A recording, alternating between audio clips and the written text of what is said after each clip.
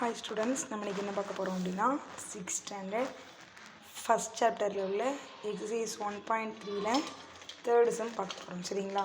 என்ன அப்படின்னா third some பாருங்கள்.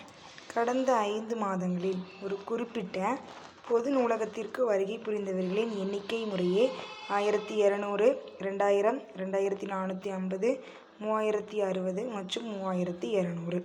சரிங்களா? 5 மாதம் ஒரு நூலகத்திற்கு வருகை புரிச்சவங்களுடைய எண்ணிக்கையை கொடுத்துருக்காங்க. இது முதல் மாதம், 2வது மாதம், 3, 4, 5வது மாதம். சரிங்களா?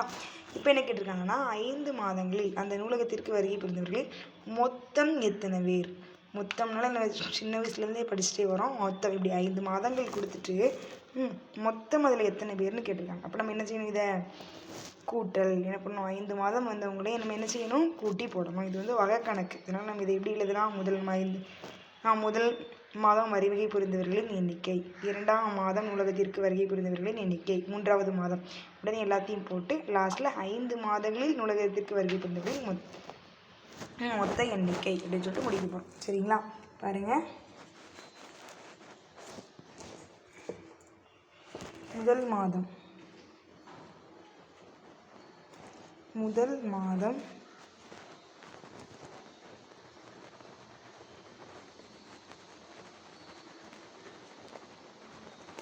நூலகத்திற்கு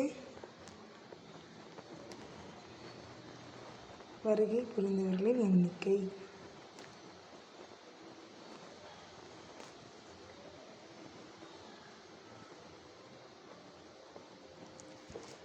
முதல் மாதம் நூலகத்திற்கு வருகை புரிந்தவர்களின் எண்ணிக்கை எவ்வளவு? நம்மளுக்கு 1200. அதே மாதிரி 2வது மாதம், 2ஆம் மாதம் வருகை புரிந்தவர்களின் எண்ணிக்கை 2000. அடுத்து 3ஆம் மாதம்,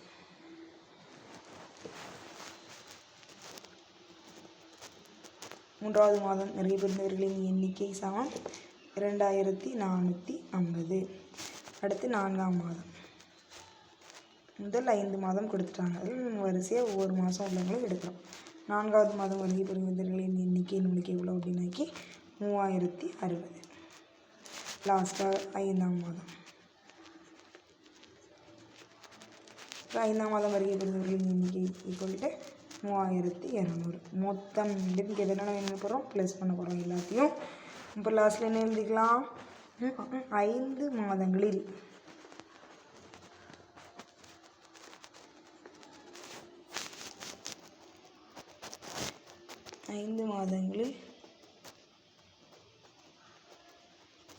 நூலகத்திற்கு வருகை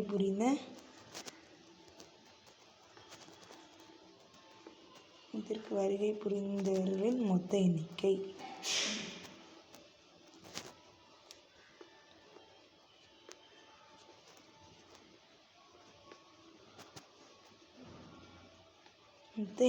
சரிங்களா? மொத்த எண்ணிக்கை பார்க்கலாம். பாருங்கள். ஃபஸ்ட்டில் எல்லாமே நம்ம என்ன பண்ணி எப்போதும் இந்த சைடில் இருந்தால் ப்ளஸ் பண்ணிட்டு வரணும். இங்கே இருந்தெல்லாம் எப்போதும் ப்ளஸ் பண்ணிடவே கூடாது. அது ரொம்ப தப்பு. இங்கே இருந்து இப்போ 0 0 0 எல்லாமே என்னதான் நம்மளுக்கு 0. இங்கே பாருங்கள் 0 0 5 6. நமக்கு 5 6 எத்தனை? 11. இதுக்கு 1 மட்டும் இங்கே போடலாம். மீதி இங்கே 1.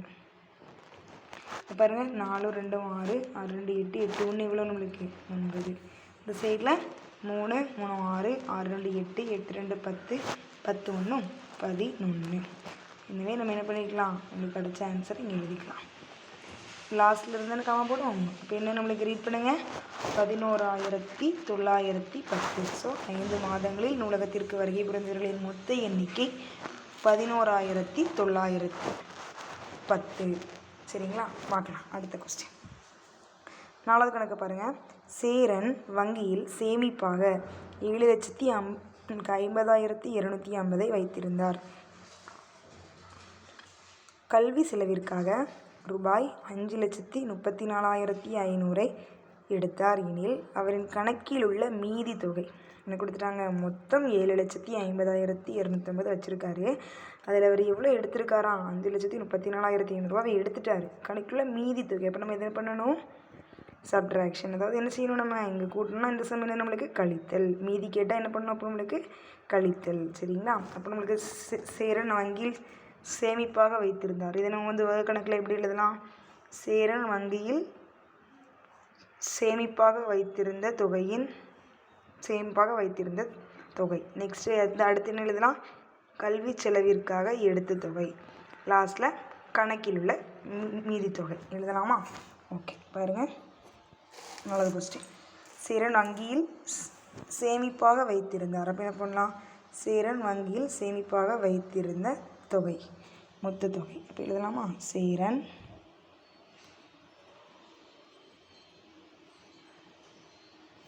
வங்கியில் சேமிப்பாக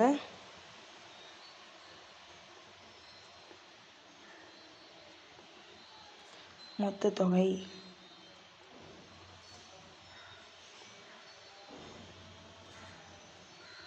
ரூபாய் 7,50,250. அப்புறம் என்ன பண்ணியிருக்காங்க? கல்வி செலவிற்காக எடுத்த தொகை.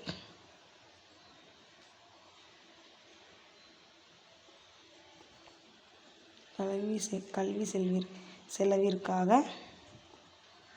எடுத்த தொகை எவ்வளோ எடுத்திருக்காங்க? 5,34,500 ரூபாய். 5,34,500. என்ன கேட்டிருக்காங்க? கணக்கில் உள்ள மீதி தொகை. இப்போ இங்கே நம்ம எடுத்து எழுதிடலாம்.